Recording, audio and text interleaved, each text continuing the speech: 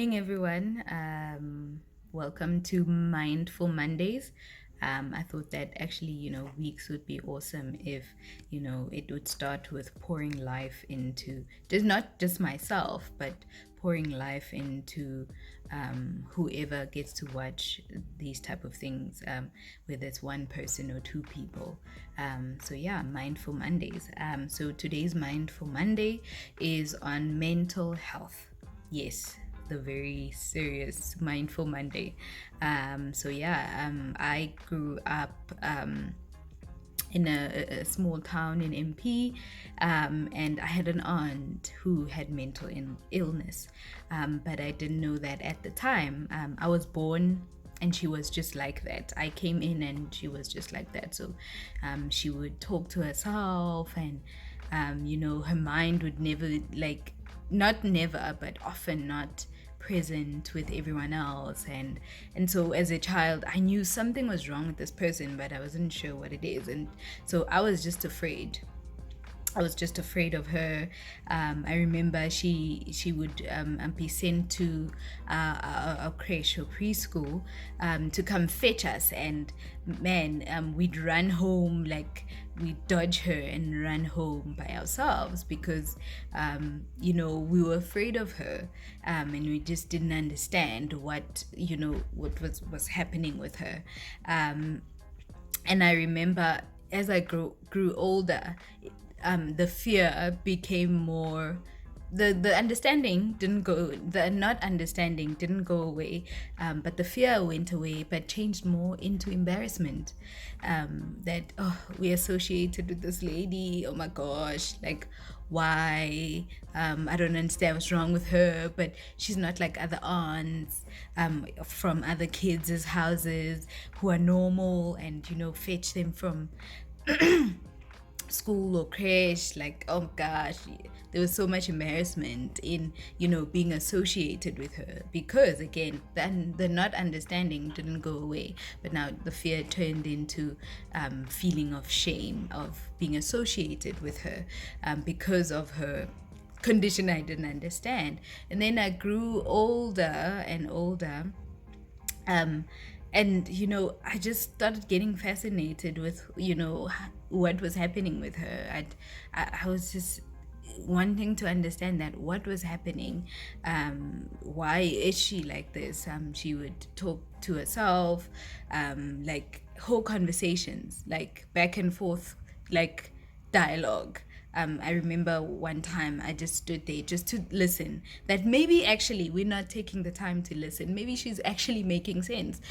Stood there and I tried to listen, and it was just, yeah, I couldn't understand. It was a dialogue. Like she would like ask a question and then pretend it would be like a now another person's answering. She would like speak like somebody else is answering the question, and it was interesting, and yeah, it bothered me for a long time, not knowing what is this, and only now in my old age, unfortunately she passed on, in my old age, am I learning about mental health and mental illnesses, and just like, oh, okay, so this is what was happening. And my fondest memories of her is the songs that we used to sing together, funny enough, in in all the embarrassment and all the fear. There were pockets when she would be present, pockets where she knew, and like funny enough, me and my sister, she knew our names, she knew us, she knew our faces. I think because we grew up with my grandmother where she was as well. She knew our names, she knew our faces, and so she would always be so protective over us and want nothing to harm us, and that lovingness. And I remember singing songs. What was the song? Something about boys from Joburg. They run around. What was it? Bafana basekoli bahlala bagijima njalo ekuseni nantambama bangazi ukuthi benzani. Boys in Joburg running around, morning to dusk, not knowing what they're doing. It's a song she made up, and man, we'd sing it now and again. When she was present, because there were pockets of her being present. But yeah, just remember her being such a soft soul in the midst of the mental health being, deteriorating. There was a soft thing about her, and yeah, all of that. But yeah, as I grew older, I wanted to understand mental health. I wanted to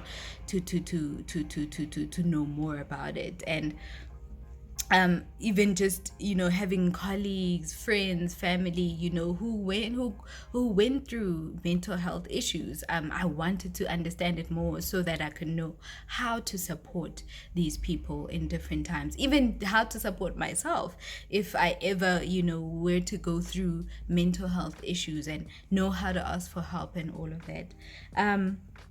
So I wanted to debunk some myths around, just 3 myths around mental health issues or mental illness. And the first one is that mental health is a sign of, if a person has mental health issues, it's a sign of weakness, which is not true. It is not true in any sense. Mental health or mental illness occurs as a result, what I've learned is as a result of changes in brain chemistry, which then results in a person not being able to cope on a chemical level. And due to stressful situation or traumatic events, or emotional traumas, and this affects a person's emotions, how they interact with people, their behavior, and so on. And this is not a character flaw. I think we need to understand that it's not a character flaw. It doesn't reflect a person's strength levels or character or ability to do work or ability to live life. It's just it's caused by a chemical balance in the brain. I'm learning that. And then most people like saying, no man, you're making this up, just toughen up, don't be weak, no, you're just weak, you're a weak person, and positive thinking. And it's not true. It doesn't just go away with wishful thinking of, oh, I think I can, yes, I can do this. It's not. Just like when you have a wound, it doesn't go away with wishful thinking. Just like when you are sick and have the flu, it doesn't go away with wishful thinking, but there's certain steps that you take to get it healed, to get the wound healed, to get the flu healed as well, medication and all of that. Yeah. And the second one is, only certain types of people get mental illness, and that as well is not true. Everyone is vulnerable to mental illness. Traumatic things happen in this world. Life events, unexpected life events happen in this world. I remember feeling like I was not in control of my own mind or my own body, going through a hectic time during lockdown, and stressed with work, stressed with school stuff, and everything was just ugh. And I could have been easily that person who suffered a mental illness at that time. Thank goodness for support, which we will talk about just later on in this video. But yeah, there's not a certain type of person or personality that is only susceptible to mental illness. Everyone is vulnerable to it, because life can happen to every one of us. I'm learning. It can affect people from all walks of life, different genders, different cultures, different socioeconomic status, different races. It can affect anyone. I'm learning that it is not just for certain people, but it can affect anyone, because one, life can happen to any one of us. And then 3, the last one, mental health illnesses or mental health problems are not a real illness. That's one of the other myths. And the most famous one in our communities that I've come across is that it's a white illness. It's not an African illness. It's a white illness or another race illness. And when somebody is going through that in our communities, it's seen as, no, it's a witchcraft. Somebody bewitched our cousin or our mother or our brother, or it's not a thing Africans suffer from. And that creates a stigma around this. And many people avoid then seeking help,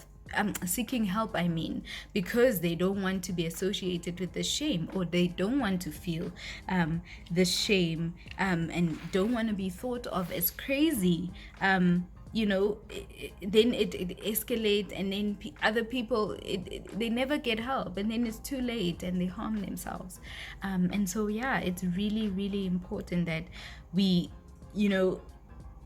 create a safe environment for people to be able to speak out about what they're going through, to be able to ask for help. Hey, I need help, when they're going through stuff. Because it's not easy asking for help, whether it's asking for help, I need money for bread, or asking for help, I need to get from A to B, I need transport. It's not easy. So why would asking for help for something so serious, even more serious, like mental health issues, be even more easier? Most people with mental health illness, we won't even know, because they live healthy, active, productive lives. It's not just certain people, maybe in socioeconomic statuses, that are poor, or people who are not educated, that get mental illness. Anyone can be affected by it. And just like we can't do life alone in other areas of our lives, this is also an area that we can't do it alone. We need the support. We need the professional help. We need the support from family, friends. We need to start shaping the conversation to, you actually seeking help is a sign of strength and not weakness, as it's always been stigmatized as. And the best way to help each other is to learn more about mental health issues, to learn more about sensitivity around this area, and create environments that are safe for any one of us when we go through these seasons where we do have mental health issues, or a lifelong journey of mental health issues, that it's a safe place to come and seek support. So it's our job, everyone's job, to be informed about mental health, and it's everyone's job to create those environments that are safe and loving for whoever needs help in different seasons, because we never know. It might be you next time. It might be me next time. It might be that person next time. So I guess the Bible says it very well, that treat others the way that you want to be treated. And so if we are seeking love, we are seeking support, we should be giving that out. We should be speaking life into people and loving them in every season of their lives, whether it's in the highs or in the lows. Thank you. Have a lovely Monday.